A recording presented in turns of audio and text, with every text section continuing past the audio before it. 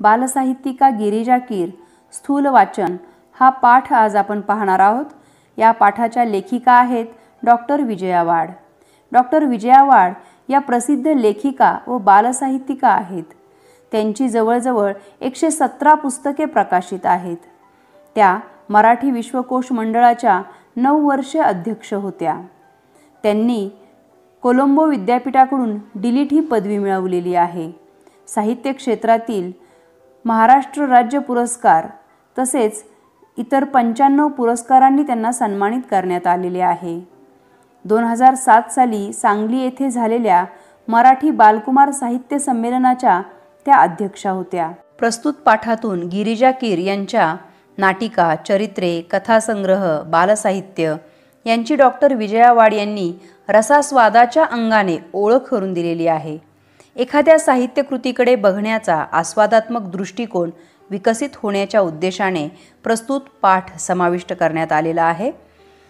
आपल्याला जर एखादी गोष्ट आवडली किंवा नाही आवडली तर त्या आवडीनिवडीचे विश्लेषण आपल्याला करता यायला हवे। त्या गोष्टीच्या चांगल्या गुणांचे किंवा तिच्यातील दोषांचे विवेचन करता यायला हवे।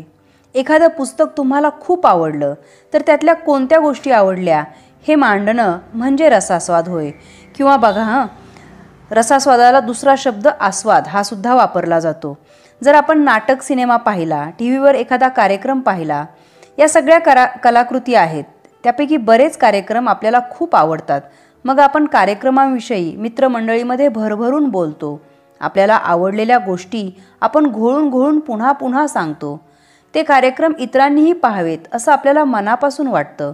आपल्या या संपूर्ण कृतीमध्ये आपण त्या कलाकृतीमधील सर्व चांगल्या गोष्टींचा समरसून आस्वाद घेतलेला असतो। आपले त्यावेळचे सगळे कथन हे एक प्रकारे रसास्वादच असते। एखादी गोष्ट आवडण्याचे वा न आवडण्याचे चिकित्सक म्हणजे सूक्ष्म निरीक्षण, अभ्यासपूर्ण विश्लेषण म्हणजे समीक्षा होय। कोणत्याही साहित्यकृतीची, कलाकृतीची समीक्षा करण्याची पहिली पायरी म्हणजे त्या कलाकृतीचा, साहित्यकृतीचा रसास्वाद घेणे। आणि हा कशा प्रकारे घेतात ते आपण पाहूयात। पुस्तकाचा वाङ्मय प्रकार कोणता, म्हणजे ते पुस्तक कादंबरी आहे, कथा आहे, लोककथा, हेरकथा, परिकथा, बोधकथा, रूपक कथा, पुराणकथा, व्यक्तिरेखा सहजपणे फुलल्या की बारकावे कृत्रिमरित्या टिपले आहेत, हेही तितकंच महत्त्वाचं आहे। त्यांचा कल्पिलेला स्वभाव आणि त्यांचे प्रत्यक्ष वागणे जुळणारे आहे का? लेखकाची वर्णनशैली, त्यांची भाषाशैली वाचनीय आहे का? कथानक आकर्षक व उत्कंठावर्धक आहे का? प्रसंग उत्सुकता वाढवणारे आहेत का? जर एखादा काव्यसंग्रह असेल तर भावसौंदर्य, विचारसौंदर्य हेही महत्त्वाचं असेल। त्या अनुसरून भाषा, अलंकार वापरलेले आहेत का? प्रतिमा, प्रतीके साजेशी आहेत का? अनुभव उत्कटतेने व्यक्त होत आहेत का? हे सुद्धा सर्व या रसास्वादात मोडते। पुस्तकाची सुरुवात व शेवट आकर्षक आहे का? अगदी हा महत्त्वाचा मुद्दा राहील याच्यामध्ये। पुस्तकातून मिळणारे चिरंतन मूल्य, संदेश, उपदेश तसेच कथानक व त्यातील आशय आणि कथानकाचा विषय या सर्वांचा मनावर एकत्रितरित्या काय परिणाम होतो, या प्रश्नांच्या अनुषंगाने केलेला विचार रसास्वादामध्ये येतो। डॉक्टर विजया वाड यांनी गिरिजा कीर यांच्या बालनाटिकांची वैशिष्ट्ये वर्णिली आहेत। त्या म्हणतात, गिरिजाबाईंनी विपुल लेखन केलं आहे। कथा लेखिका म्हणून त्यांना साहित्य क्षेत्रात मानाचं स्थान मिळालं आहे। साधारणपणे असे लेखक बालसाहित्याकडे क्वचितच वळतात।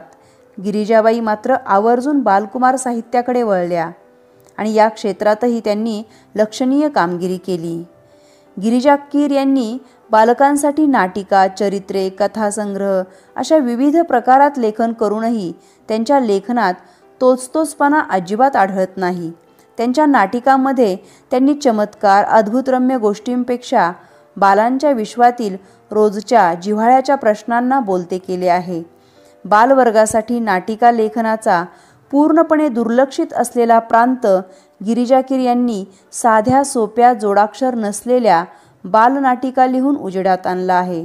उदाहरणार्थ गिरिजा कीर यांच्या एक अर्ज आहे बाप्पा या बालनाटिकेत लेखिकेने मुलांच्या मनातील मोठ्यांविषयीच्या तक्रारी त्यांच्या भाषेत अगदी नेमक्या पद्धतीने शब्दबद्ध केल्या आहेत। मुलांच्या मनात शिरून त्यांच्या विश्वाची दारे खुले करण्याचे कसब गिरिजा कीर यांच्या साहित्याचे आणखीही काही विशेष पाहूयात. मुलांवर उदात्त मूल्यांचे संस्कार व्हावेत, मुलांना सहज समजेल, आवडेल अशा सोप्या पण हृदयाला स्पर्श करणाऱ्या भाषेत लेखन करून त्यांनी चरित्र लेखनाला एक विशिष्ट उंची प्राप्त करून दिलेली आहे. गिरिजा कीर यांनी पुण्यश्लोक अहिल्याबाई होळकर, तपस्विनी अनुताई वाघ, शिक्षणव्रती ताराबाई मोडक, संत गाडगेबाबा, महात्मा ज्योतिबा फुले यांसारख्या महान व्यक्तिमत्वांची अतिशय सुंदर चरित्रे लिहिली आहेत. या चरित्रांच्या माध्यमातून त्यांनी मुलांच्या मनावर उत्तम संस्कार घडवण्याचाही प्रयत्न केला आहे. थोरांनी केलेले कार्य पुढे नेणे हेच त्यांचे खरे स्मारक असं त्यांचं मत आहे. त्यांच्या चरित्रातील सामाजिक बांधिलकीची जाणीव मुलांच्या मनाला स्पर्शून जाते. प्रत्येक चरित्रातून त्या मुलांसमोर एक एक महत्त्वाचा विचार मांडतात. चरित्रलेखन करताना त्या चरित्र नायकाचे किंवा चरित्र नायिकेचे यथार्थ वर्णन करताना त्यातूनच मुलांना एक प्रत्येकारिक संदेशही त्या देतात.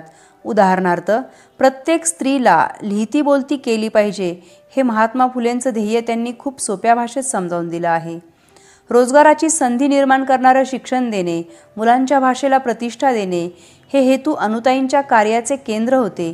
अस्वच्छता, अज्ञान, चमत्कार, अंधश्रद्धा, बुवाबाजी अशा दुष्ट प्रवृत्तींच्या चिखलातून समाजाला बाहेर काढणे हे संत गाडगेबाबांचे मुख्य उद्दिष्ट त्यांच्या लेखनातून होते.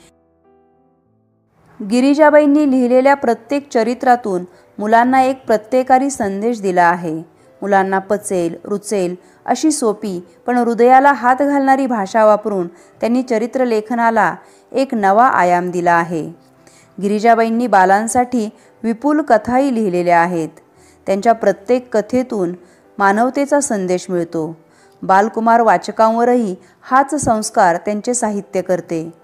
गोष्ट एका माणसाची. या कथेचा नायक मधू आहे.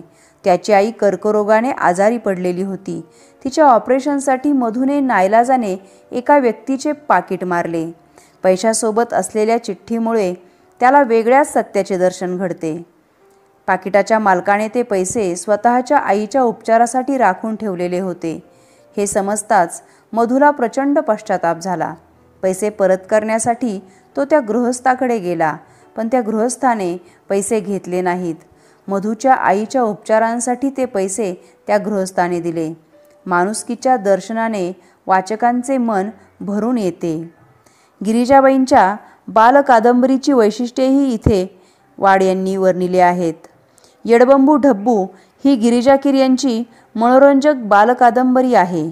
या बालकादंबरीतील ढब्बू हे पात्र आईला उगाच त्रास देणारे नसते. आपणही आईचे आवडते व्हावे या प्रयत्नात तो असतो. घरी ताईचा साखरपुडा असल्याने मिठाई बनवलेली असते.